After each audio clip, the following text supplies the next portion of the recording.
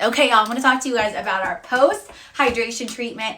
This is every client's fan favorite. I physically cannot get a spray tan anymore without this at the end of my tan. It is seriously the best. So how I describe it to a client, it's basically like setting spray for your spray tan. So it locks the DHA in, it helps the tan last so much longer. Obviously it's hydrating to the skin, so you have those clients that are like, I'm so dry. And honestly, spray tans in and of themselves, they dry your skin out even more. So this just is the cure-all to everything. I'm obsessed with this.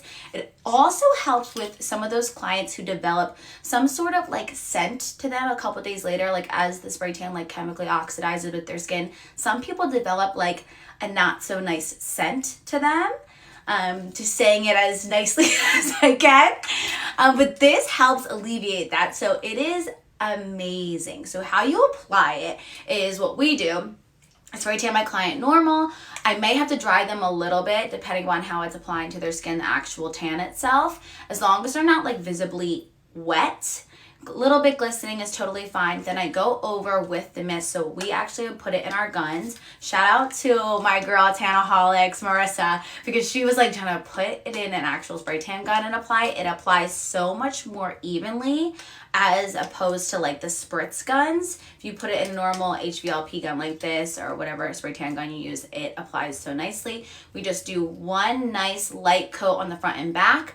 I do extra on the client's their face, their hands, their elbows, like all those naturally drier areas. I add like an extra coat over that. And then I go in and dry with my hose.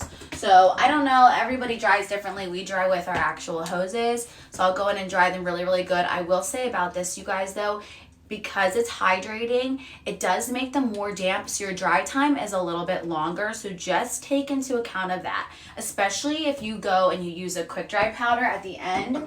You want to make sure that they're actually dry first before you go in with your powder. So it's spray tan, actual tan color, then like 1 to 2 light coats of this all over front and back, and then dry really, really well, and then apply your quick dry powder. Make sure they're dry though, you guys, before you apply powder, because you go in and swipe, especially if you use a brush. We use a brush like this to apply a powder.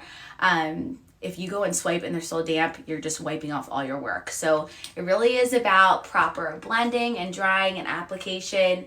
That all goes into it, but that's how we apply it. And if you're a spray tan artist and you're trying to level up your client game and give them something that they haven't had before, this is chef's kiss.